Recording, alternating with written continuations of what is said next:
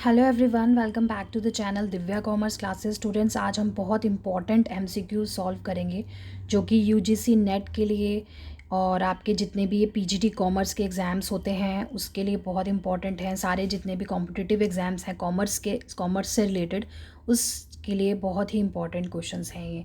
सो ध्यान से देखिएगा। Which one is true? Services are inconsistent in nature, which means that there is no standard fixed for the services of tangible product. Different customer have different demand. These are performed exclusively as per the need, demand and expectations of the consumers. देखिए कौन सा इनमें से कौन सी statement ठीक है। सारी statements ठीक है। देखिए सर्विसेज जो है वो इनकन्सिस्टेंट होती है, ठीक है। डिफरेंट कस्टमर्स की डिफरेंट डिमांड होती है और these are performed exclusively as per the need, demand and expectations of consumers. जो जैसी कंज्यूमर की डिमांड होती है, एक्सपेक्टेशंस होती है, उस टाइप की उन्हें सर्विसेज प्रोवाइड की जाती है। So all statements are true. तो इसका आंसर होगा all of the above, D. Next is total number of regional stock exchanges in India. At present कितने रीजनल स्टॉक एक्सचेंजेस इंडिया में प्रेजेंटली अवेलेबल हैं? इसका आंसर होगा C. At present 22 regional stock exchanges are available in India. Next is business people have the skills to solve all social problems, some social problems, no social problems या all economic problems. Some social problems. देखिए business की duty होती है कि profit earn करने के साथ साथ कुछ सोशल प्रॉब्लम्स भी सॉल्व करे।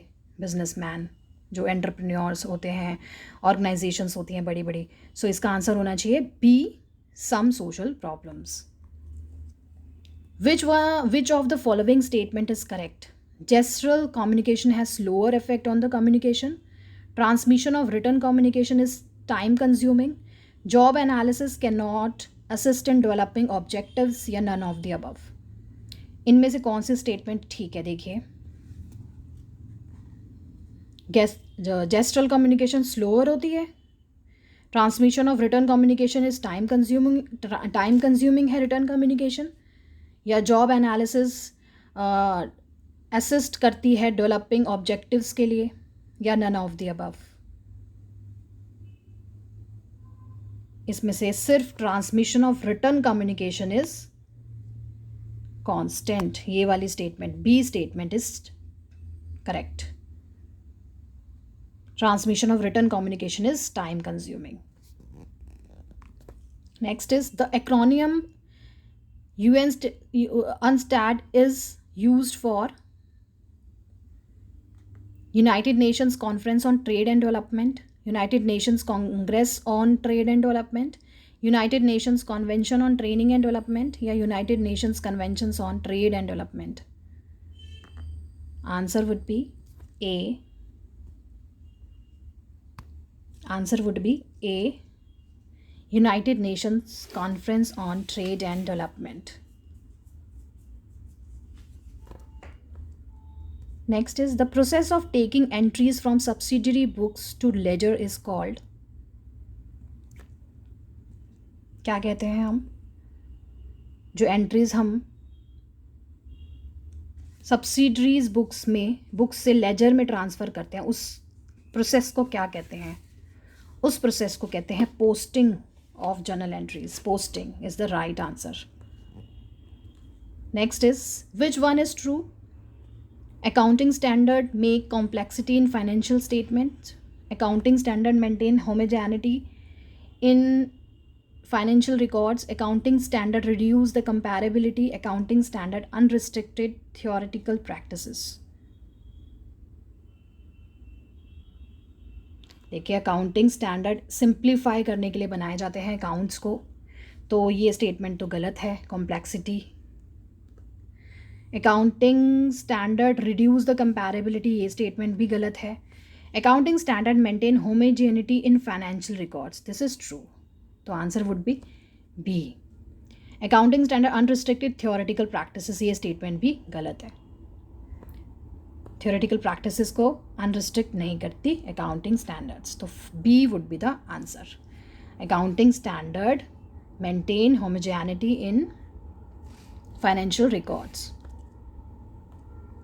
Next is Hindu undivided family business is governed by Hindu Succession Act 1956, Hindu Succession Act 1947, Hindu Succession Act 1952, none of the above. कुछ इंपॉर्टेंट एक्ट्स होते हैं, उनके आपको सन याद होने चाहिए. So it would be A, the Hindu Succession Act 1956. Next is exhaustive industries, also known as genetic industry, primary industry, extractive industry या manufacturing industry. Exhaustive industry क्या होगा इसका आंसर? एग्जॉस्ट करना किसी चीज़ को, एक्सट्रैक्ट करना, इससे मिलता जुलता. देखिए एक्सट्रैक्शन, एक्सट्रैक्टिव इंडस्ट्री कहते हैं एग्जॉस्टिव इंडस्ट्री को. नेक्स्ट इज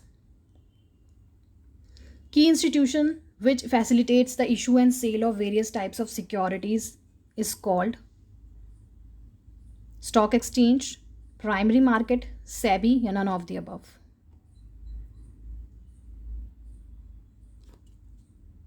देखिए जहाँ पर इशू होता है, सेल होता है various types of securities, stocks, उस इंस्टीट्यूशन को कहा जाता है stock exchange.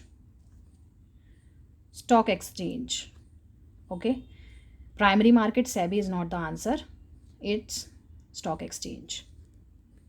Next is right to safety can be ensured through FPO mark, trademark, patent mark या geographical mark.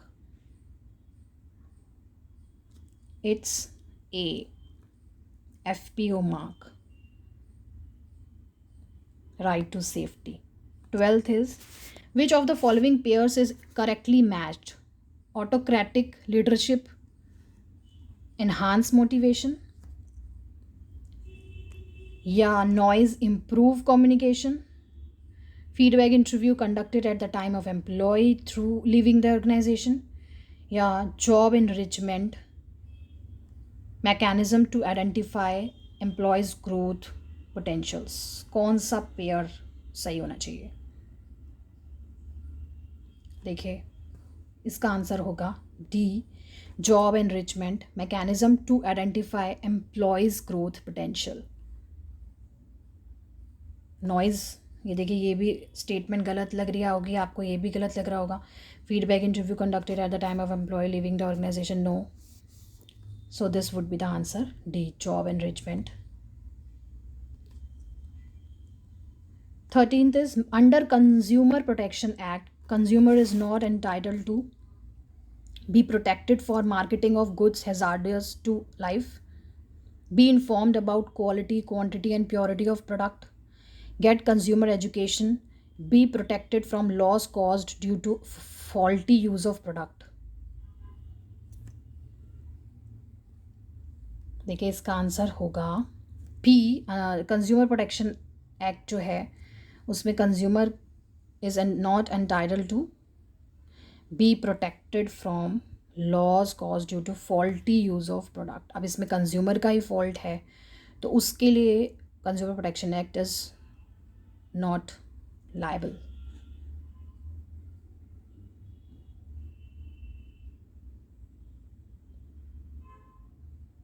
Next is which of the following is not the principle of TQM, time quality management.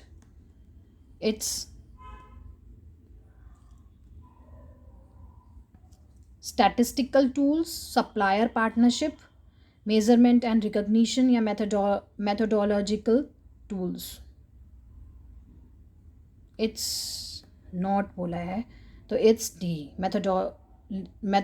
methodological tools. Right? Next is issue of preference shares is cash flow from operating activities, cash flow from financing activities या cash flow from investing activities या cash flow from commercial activities. issue करना preference shares को, क्या होगा इसका answer? B, cash from financing activities. Cash flow from financing activities. Next is motivation hygienic theory was propounded by Herzberg, Maslow, MC Gregor, Peter F Drucker. इसका answer होगा A, Herzberg.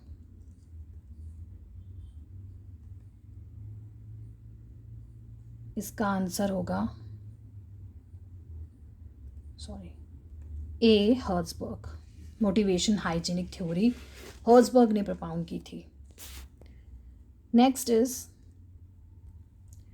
business planning is an intellectual process who states this statement. George R. Terry, Knoots and Donnell, Allen, Amy Hurley. It's Knoots and Donnell. ये आपको कुछ ये economists के नाम याद होने चाहिए। Nuts and Donnell.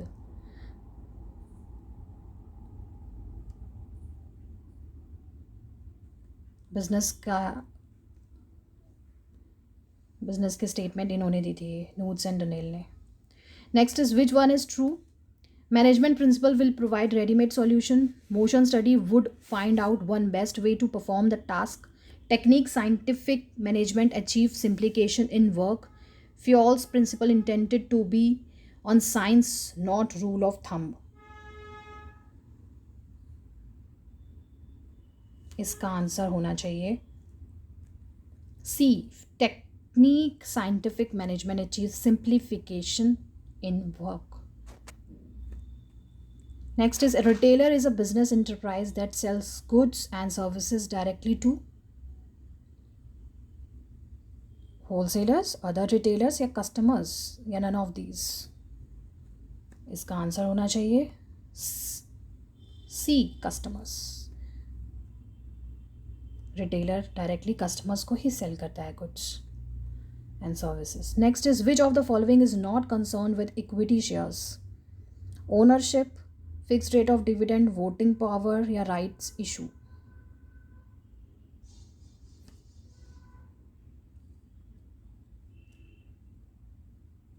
Fixed rate of dividend. Fixed rate of dividend is not concern with equity shares. Next is which of the following is not the feature of cooperative society? Legal entity, service motive, control या unlimited liability. Not the feature of cooperative society, it's unlimited liability. Cooperative society में unlimited liability नहीं होती। Okay, next is cost of motor ₹2 lakh. ध्यान से देखेंगे। Scrap value ₹20,000। Useful life 4 years है।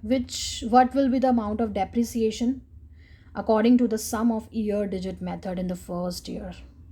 ध्यान से इस क्वेश्चन को पढ़िए, इसका सॉल्यूशन देखिए, इनमें से कौन सा आंसर होगा इसका।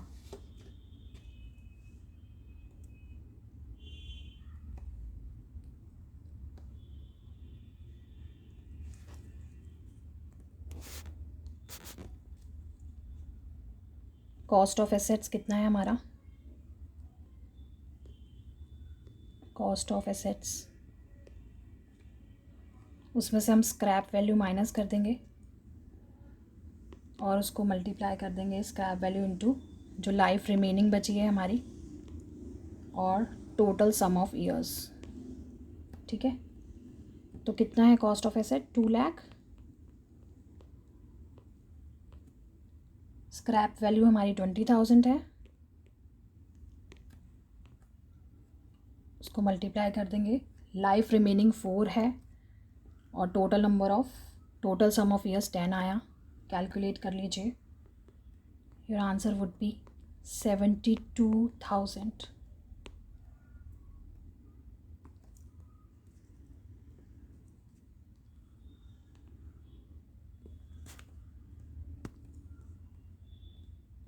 Next is gaining ratio is applied when a partner is insolvent, a partner is admitted, a partner retires या all of the above. Gaining ratio कब अप्लाई होती है? जब पार्टनर रिटायर होता है, तब गेनिंग रेशियो अप्लाई होती है। Next is interest on capital eight 12.5% per annum is to be allowed capital is the in the beginning was ₹6 lakh, interest amount कितना होगा? कैलकुलेट कीजिए। इंटरेस्ट ऑन कैपिटल कैसे कैलकुलेट करेंगे हम? 6 lakh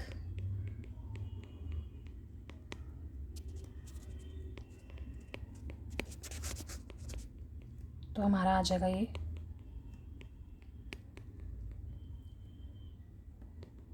D is the answer.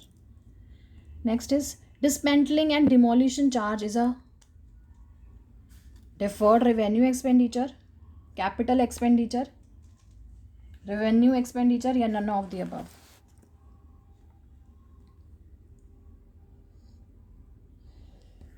It's revenue expenditure. Dismantling and demolition charge revenue expenditure है। Next is net salary paid to employees ₹4 lakh in cash, 4 lakh in cash after deducting income tax 50,000, professional tax 10,000, salary account किससे debit होगा? कितने amount से debit होगा? देखिए net salary आपकी आई है, net salary कितनी कैसे आएगी? नेट सैलरी आपकी कितनी है? 4 लाख। उसमें ऐड कर दीजिए आप इनकम टैक्स 50,000 का और प्रोफेशनल टैक्स भी ऐड कर दीजिए 10,000 का। तो आपका जो सैलरी जो डेबिट होगी P&L अकाउंट में कितनी होगी? वो 4,60,000। B is the answer. Credit balance in the ledger will be a revenue or an asset, a revenue or a liability, an expense or an asset या none of the above?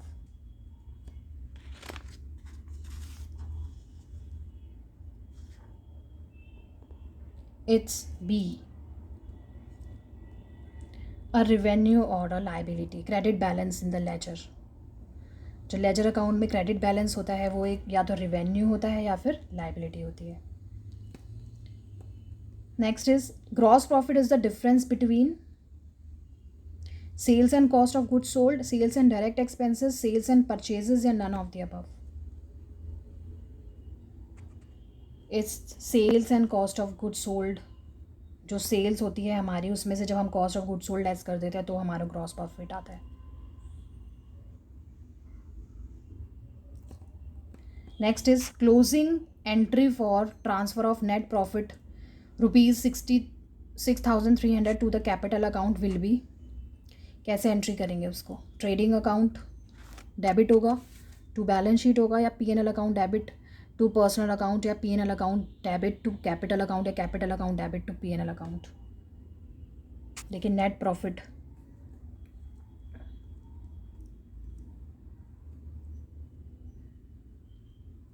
To the capital account, इसकी entry होगी